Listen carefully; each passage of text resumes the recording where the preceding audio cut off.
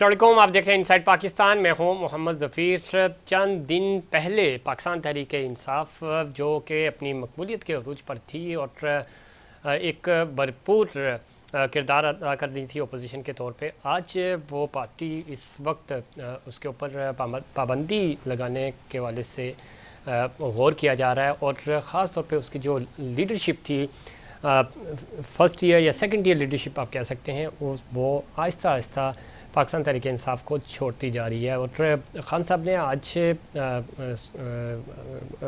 अपने कारकुनान से बात करते हुए भी कहा कि मैं तमाम लोगों का प्रेशर, दुख, दर्द समझ सकता हूँ और जो लोग इस वक्त खड़े हैं मेरे साथ, उनके जज्बे को सलाम पेश करता हूँ। और आने वाले दिनों में ये मुश्किल वक्त निकल जाएगा, लेकिन जब इलेक्शन होगा तो जिस बंदे को मैं टिकट दूंगा वही जीतेगा और ये आने वाला वक्त बताएगा। लेकिन जो इस वक्त सूरत हाल है, असद उमर साहब ने अभी थोड़ी देर पहले ही प्रेस कॉन्फ्रेंस की, उन्होंने पार्टी ओहदे से इस्तीफ़ा दे दिया। वो कह रहे हैं मैं पाकिस्तान तहरीक इंसाफ के साथ हूँ, लेकिन वक्ती में कोर कमेटी से भी और जो जनरल सेक्रेटरी थे वो पार्टी के उस ओहदे से वो मुस्तफ़ी हो रहे हैं और मजम्मत कर रहे हैं इस साल 9 मई की। 9 मई ने पाकिस्तान तहरीक इंसाफ का शिराजा बखेर दिया और सारे टॉप लीडरशिप जो है वो एक एक करके अलग होते जा रहे हैं। फवाद चौधरी, आज उनकी प्रेस कॉन्फ्रेंस थी, रोज़ हमें ये प्रेस कॉन्फ्रेंसेस देखने को मिल रही हैं और एक एक करके लीडरशिप जो है वो आहिस्ता आहिस्ता पाकिस्तान तहरीक इंसाफ से अलाइदगी इख्तियार करती जा रही है। वो पॉलिटिकल पार्टी जो माजी में हमने देखा कि लोग इसी तरह जो ख़ास तौर पे जो इलेक्टिबल्स थे जोक दर जोक इसमें शामिल हुए और उतनी ही तेज़ी से आज हम देख रहे हैं कि लोग जो है वो पाकिस्तान तहरीक इंसाफ को छोड़ते जा रहे हैं। मुस्तकबिल क्या होगा और क्या पाकिस्तान तहरीक इंसाफ के ऊपर पाबंदी लगनी चाहिए और क्या यही हल है, इस पर भी बात करेंगे। और दूसरी तरफ जमहूरी मुल्क है लेकिन बेबस जमहूरियत है और इस वक्त हम देख रहे हैं कि बदतरीन इंतकामी कार्रवाइयों का सिलसिला भी जारी है। जहांगीर तरीन ग्रुप जो है वो एक दफ़ा फिर एक्टिव हुआ है। पाकिस्तान तहरीक इंसाफ के अंदर फॉरवर्ड ब्लॉक बनेगा, इसके ऊपर बातचीत हो रही है। आइन और कानून की कितनी बालादस्ती है और ख़ुद वज़ीर दिफा ये बात कह चुके हैं कि तहरीक इंसाफ पर पाबंदी लगाने के हवाले से गौर किया जा रहा है। और सेनेटर अली ज़फ़र कहते हैं कि पीटीआई पर पाबंदी लगाई गई तो अदालत एक दिन के अंदर ही इसको कालेदम करार दे देगी। इन तमाम इशूज़ पे बात करेंगे। हमें ज्वाइन किया है जनाब ख़ानज़ादा चटान साहब ने, सीनियर रहनुमा है, पाकिस्तान पीपल्स पार्टी के सीनियर सियासतदान हैं। चटान साहब खुश आमदीद कहते हैं आपको शो में। शुक्रिया। आसिफ बाजवा साहब हमारे साथ मौजूद है, सीनियर रहनुमा मुस्लिम लीग नून, वीडियो लिंक के जरिए हमें ज्वाइन करेंगे, उनको भी खुश आमदीद कहते हैं। चटान साहब, गुफ्तगू का आगाज़ आपसे करते हैं।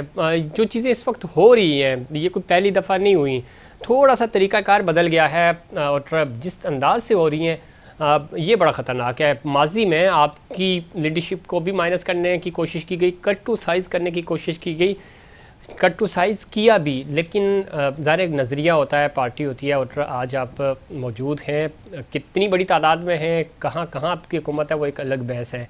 मुस्लिम लीग नून के साथ भी यही हुआ, दीगर पार्टीज़ के साथ भी हुआ और कराची की MQM की जब हम बात करते हैं तो बानिए MQM अल्ताफ़ हुसैन साहब के साथ भी यही कुछ हुआ।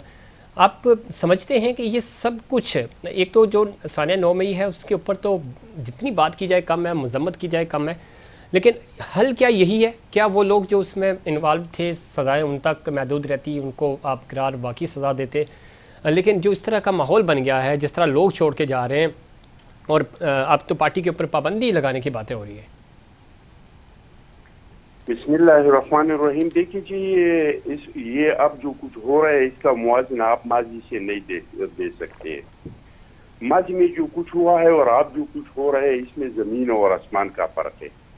माजी में ये होता था कि एस्टेब्लिशमेंट साजिश करते, पार्टियों को तोड़ते थे और दूसरे पार्टियां बनाते थे। इस बार जो कुछ हो रहा है इसमें एस्टेब्लिशमेंट का हाथ नहीं है, इसमें बजाते खुद इमरान खान साहब का हाथ है। क्योंकि कोई भी मुहिब्बुल वतन पाकिस्तानी, कोई भी इस मुल्क के साथ प्यार करने वाला पाकिस्तानी ये नहीं चाहता है, ये पसंद नहीं करता है कि इनके शोहदा की तस्वीरों के आप तजलील करें।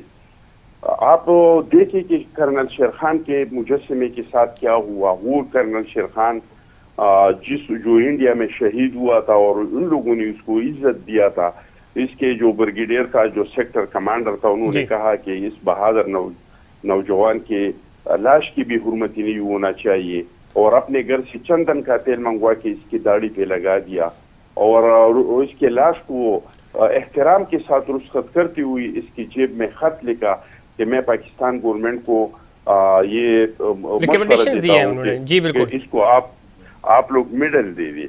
लालिक जान शहीद का, एम आलम की जिहाद का, इसमें खुनज़दा साहब आप जितने नाम लें इसमें कोई शक नहीं, शोहदा हमारे माथे का झूमर है। तो इस तरह के एक जो लोग मुलविस है खुनज़दा साहब, मैं ये कह रहा हूँ जुर्म जिसने भी किया, जो ज़ाहिर हुकूमत के पास डेटा है, जो लोग मुलविस हैं उनको सजाएं दें, लेकिन जो इर्द गिर्द पार्टी के ऊपर या उसको कट टू साइज करने की कोशिश की जा रही है, आप क्या समझते हैं कि ये हल है इस चीज़ का? चट्टान साहब कोशिश करेंगे दोबारा राब्ता हमारा बहाल हो और उनसे पूछेंगे कि वाकई में ये चीज़ें यही वो हल है कि पार्टीज़ को ख़त्म कर दिया जाए और लोगों को के ऊपर प्रेशर, तमाम लोग कह रहे हैं ज़्यादा प्रेशर नहीं है और ख़ुद सब कह रहे हैं कि इस वक्त पाकिस्तान तहरीक इंसाफ अपनी वजह से ही इस वाक़े की वजह से ही डैमेज हुई है। इसमें किसी किस्म का ना कोई हुकूमत का किरदार है और ना ही इस्टेब्लिशमेंट का। लेकिन हम ये देख रहे हैं कि इस वक्त जितना ज़्यादा प्रेशर है और एक केस में ज़मानत होती है, दूसरे में फौरी रिहाई के वक्त ही वहीं पुलिस मौजूद होती है और दूसरे केस में अरेस्ट कर लिया जाता है, तो ये इंतकामी कार्रवाइयाँ हैं। मौजूदा हुकूमत को ये सोचना होगा और इस पूरे मसले का हल निकालना होगा। तो खुनज़दा चट्टान साहब बात हो रही थी इस वाक़े के हवाले से, इसकी तो मजम्मत की जा रही है, की जानी चाहिए और इस पर कोई कंप्रोमाइज़ हो नहीं सकता। जिन लोगों जो लोग इन्वॉल्व हैं, चाहे वो पीटीआई से हैं या नहीं है, और जो लीडरशिप भी अगर पीटीआई की इन्वॉल्व है, डेटा हुकूमत के पास है, उनको करार वाकई सजाएं दें। लेकिन वो लोग जो इन्वॉल्व नहीं थे, जो इधर उधर शहरों में मौजूद थे या वैसे हैं, तो उनको तो पार्टी से अलग करना या दबाव डालना आप समझते हैं या पाबंदी लगाना ये हल है इस मसले का? मैं नहीं समझता हूँ कि ये लोग जो जा रहे हैं इस पे कोई दबाव डाल रहा है और ये दबाव की वजह से जा रहे हैं। मैं तो वही तो आपको कह रहा हूँ कि ये लोग इस तरह के लोगों के साथ चलना नहीं चाहते हैं, ठीक है, जिन्होंने पाकिस्तान की शुहदा की तस्वीर किया है।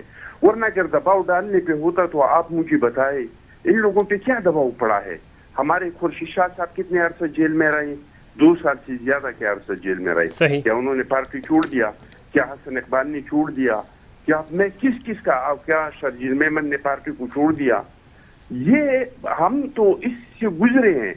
इतने आसानी से एक सियासी वर्कर अपने दबाव की वजह से पार्टियों को नहीं छोड़ते हैं। ठीक, पार्टी ये जो कुछ हो रहा है ये इस लोगों पे ना कोई दबाव डाल रहे है, ना एस्टेब्लिशमेंट उसको तोड़ रही है, ना हुकूमत उसको तोड़ रही है। इन पे अगर दबाव है तो इन पे अपनी जमीर का दबाव है, इन पे अगर दबाव है तो अपनी मोहब्बत, मुल्क की मोहब्बत का दबाव है। मुल्क की मोहब्बत में और अपनी जमीर की वजह से ये लोग मजीद इस पार्टी में, और इसके ऊपर जो सोने पे सुहागा किया तो वो इमरान खान साहब ने किया कि इसके इतने वर्कर गिरफ्तार हुई, इसमें खवातीन भी गिरफ्तार हुई, इसमें मर्द भी गिरफ्तार हुई, लीडरशिप भी गिरफ्तार हुआ। इमरान खान साहब सिर्फ 2 लोगों का नाम लेते हैं, एक अपना कि खदशा है कि इस तारीख को मुझे गिरफ्तार किया जाएगा, उस तारीख को गिरफ्तार किया जाएगा और बुशरा बीबी को गिरफ्तार किया जाएगा। तो भाई जो गिरफ्तार है इसका तो आप नाम ही नहीं लेते हैं और अपने लिए और सिर्फ बुशरा बीबी के लिए आप फिक्रमंद है। तो ये चीजें हैं जो लोग इस तरह के धड़ाधड़ पार्टियां छोड़ रहे हैं। मैं खुद एक सियासी वर्कर हूँ, ये मेरा तीसरा जन्म है, तीसरा नस्ल हूँ मैं पीपल्स पार्टी में। हमने कितने अखबार देखे, हमने जियाउल हक का दौर देखा, हमने मुशर्रफ का दौर देखा, हमने शेखुर रहमान का एहतिसाब देखा, लेकिन हमने पार्टियों को नहीं छोड़ा। कोई सियासी वर्कर इतने आसानी से अपनी पार्टी को नहीं छोड़ते हैं।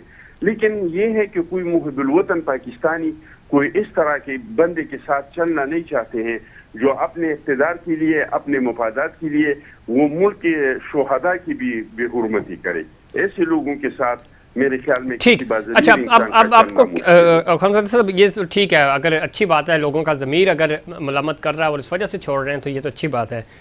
दूसरा, क्या मुस्तकबिल है? आपको लगता है कि बजट के बाद फौरी मुल्क में इलेक्शंस टाइम पे हो जाएंगे, आइन कानून की बालादस्ती कायम होगी और अच्छे अंदाज में इलेक्शंस की तरफ मुल्क जा रहा है या नहीं जा रहा? बिल्कुल जी, इंशाअल्लाह ताला इलेक्शन अपने टाइम पे होगा और इस मुल्क का मुस्तकबिल बहुत रोशन है।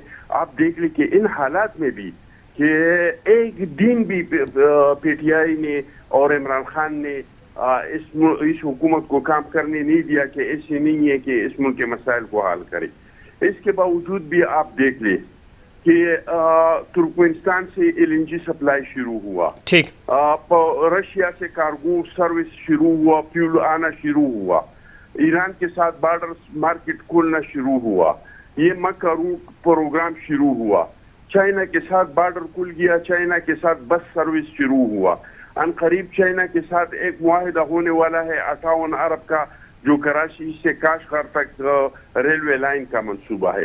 तो इंशाअल्लाह ताला इलेक्शन भी टाइम पे होगा और पाकिस्तान इंशाअल्लाह ताला आगे भी बढ़ेगा और ये जो मसाइल है इंशाअल्लाह ताला इस पे हम इसका हल भी निकलेगा। ठीक, अखुंदर साहब लाइन पे रहिएगा। आसिफ बाजवा साहब हमें ज्वाइन कर चुके हैं। बाजवा साहब खुशामदीद कहते हैं आपको शो में। बाजवा साहब किस तरह देखते हैं एक के बाद एक पाकिस्तान तहरीक इंसाफ की विकटें गिर रही हैं? किसी दौर में ये विकटें आपकी उड़ाते थे, अब इनकी अपनी विकटें उड़ रही हैं।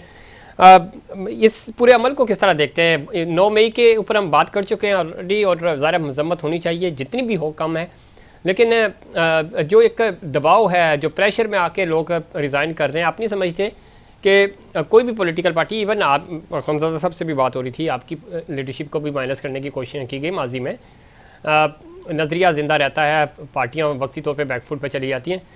इस पूरे अमल में एक तो हुकूमत की तरफ से भी अब गौर किया जा रहा है कि हो सकता है पाबंदी लगा दी जाए। ये सारी चीज़ें क्या इन मसलों का हल है, या जो लोग इन्वॉल्व हैं इस पूरे वाक़े के अंदर, जो जितने भी वाक़यात हुए उसमें चाहे लीडरशिप हो या कारकुन हो या आम शहरी हो, उनको सज़ाएँ दे देते हैं, मामला वहाँ ख़त्म हो जाता है, पार्टी या पार्टी की जो लीडरशिप की जो जिम्मेदारान हैं उनको सज़ाएँ मिलती। बिस्मिल्लाहिर्रहमानिर्रहीम। आपका बहुत शुक्रिया कि आप मुझे आपकी आवाज़ मुझे जी जी जी हम सुन रहे हैं आपको। जी, मैं आपका बहुत मशकूर हूँ कि आपने मुझे वक्त दिया। सर, गुजारिश ये है कि ये मुकाफात अमल है। ये जो बड़े बोल बोलते थे, जो कभी ये कहते थे कि हाँ मैं उनको रुलाऊंगा, हाँ मैं आपको छोड़ूंगा नहीं, हाँ मैं ये कर दूंगा, हाँ मैं वो कर दूंगा, ये मुकाफात अमल है। और जिस तरीके से इन्होंने, देखें, ये बात आपने की कि एक वक्त था कि इस तरह पाकिस्तान मुस्लिम लीग नून के लोग भी इधर आए थे, वो दुरुस्त बात है। 2018 के इलेक्शन से पहले ऐसे ही हुआ था। जी लेकिन सर देखें कि जब पाकिस्तान तहरीक इंसाफ की गवर्नमेंट थी तो हमारी आला क़यादत से लेकर तमाम क़यादत को इन्होंने किसी को 1 माह, किसी को 3 माह, किसी को 6 माह, किसी को 1 साल, किसी को 2 साल तक के लिए कैद में रखा, जेल में रखा, 90 दिन का फिजिकल रिमांड लिया गया। लेकिन सर किसी शख्स ने रिजाइन नहीं किया, किसी ने मियां नवाज शरीफ साहब से, अपने कायदे मोहतरम से, उनकी बात से इख्तलाफ नहीं किया। अब इमरान न्याजी साहब जी, जब इनकी गवर्नमेंट थी तो पाकिस्तान की पीडीएम ये कहती थी कि आप रिजाइन कर दें, आप सिलेक्टेड हैं, आप इलेक्टेड नहीं हैं, आपने इलेक्शन चोरी किया है, आप छोड़ दें। तो इमरान न्याजी साहब, फवाद चौधरी साहब और असद उमर साहब और सबसे बढ़ के शेख रशीद साहब कहते थे, पंजाबी में शेख रशीद साहब कहते थे कि इमरान न्याजी तुम के 3-5 साल पूरे करेगा और एक दिन भी पहले हम रिजाइन नहीं करेंगे। लेकिन एक शख्स ने अपनी जाती अना की खातिर, अपनी झूठी तस्कीन के लिए पाकिस्तान के इलेक्टेड 2 असेंबलीज को और सबसे पहले नेशनल असेंबली से रिजाइन किए, फिर कहा कि हमने रिजाइन दे दिए, फिर कहा कि हमने रिजाइन नहीं दिए, फिर अदालत में गए कि हमारे रिजाइन जो है वो एक्सेप्ट ना किए जाएं। अदालत ने इंटरफेरेंस की, पार्लियामान के अंदर उन्होंने, जबकि कानून कॉन्स्टिट्यूशन उनको ये इजाजत नहीं देता, पाकिस्तान की आला अदलिया ने ये फैसला किया कि स्पीकर ने जो नोटिफिकेशन इनका किया है उसको हम कालअदम करार देते हैं। देखें, बात यह है कि आज ये वो वक्त याद करें जब जहाज भर भर के इनके पास लाए जाते थे और पंजाब में पाकिस्तान मुस्लिम लीग नून की बड़ी क्लियर कट गवर्नमेंट बनती थी, लेकिन इन्होंने पंजाब में भी डाका मारा और पंजाब के इलेक्टेड लोगों की बजाय जो सिलेक्टेड थे, जो दूसरे लोग थे, उनको लालच दिए, उनको वजारतों के लालच दिए, उनको डेजिग्नेशन के पोर्टफोलियोज के लालच दिए। हम पैसों की बात नहीं करते, तो ये उनको अपने पास लेकर के आए। अब अगर वही लोग, अब आप देखें ना, जो बाबर वान साहब है, उनकी स्टेटमेंट, जफीर साहब, मैं आज उनकी स्टेटमेंट सुन के मुझे बड़ा धचका लगा कि यार आप एक पढ़े लिखे आदमी हैं, ये लोग आपकी पार्टी का हिस्सा रहे हैं, हालांकि वो भी खुद इस पार्टी से नहीं है। या तो वो बुनियादी रुकन होते तो वो कहते कि भाई मैं तो बुनियादी रुकन हूं, जब से पॉलिटिक्स शुरू किया इमरान न्याजी का बंदा हूं। सही। अभी जुमा 8 दिन हुए इस शख्स को यहाँ पे आए हुए, और उसने ये कहा कि ये वो लोग हैं जो डेपुटेशन पे आए थे। अरे बाबर वान साहब, अगर ये डेपुटेशन पे आए थे तो आप किस चीज पे आए? सर यही तो मसला है बाजवा साहब, डेपुटेशन पे बहुत सारे लोग आए, फिर चले गए, बहुत सारी पार्टियों में आए, आपके पास भी आए, आपके पास से भी गए, तो ये तो माजी रहा हमारा। लेकिन इन सारे हालात में इस वक्त ज़रा हुकूमत है, अवाम माशी तौर पे कहाँ स्टैंड कर रहे हैं, बजट इस दफ़ा हम कोई भी माशी हदफ अचीव नहीं कर सके, तो ये सारी इश्यूज तो स्टिल वैसे ही हैं, आम आवाम वैसे ही परेशान है। तो इन सारे मसले में ठीक है, ज़ाहिर जो ज़िम्मेदारान है, अब अदालत लगेगी, फौजी अदालतें काम भी कर रही हैं इसके ऊपर, और सज़ाएँ तो मिलेंगी, लोगों को मिलनी भी चाहिए। लेकिन अवाम का जो आपकी हुकूमत है वो क्या रिलीफ दे रही है, कैसे अवाम को रेस्क्यू किया जाएगा इस पूरे अमल में? देखिए, मैं कहता हूँ, जब पीडीएम की गवर्नमेंट आई, जब मियां मोहम्मद शहबाज शरीफ साहब ने बतौर प्राइम मिनिस्टर अपने जो साथी पार्टीज थी उनके साथ मिलके उनके कंधों के ऊपर ये बोझ डाला गया, तो उन्होंने सबसे पहले ये कहा, ये मेरी बात जरा गौर से सुन लीजिए, उन्होंने ये कहा कि हम रियासत बचाएंगे, अपनी सियासत को कुर्बान करें। ठीक। तो जफीर साहब, ये वक्त ने साबित किया कि उन्होंने ऐसे फैसले किए जो बड़े सख्त थे, जो बड़े मुश्किल थे, और जो खुद इमरान न्याजी ने कहा कि हम इनके लिए बरूदी सुरंगें छोड़कर जा रहे हैं।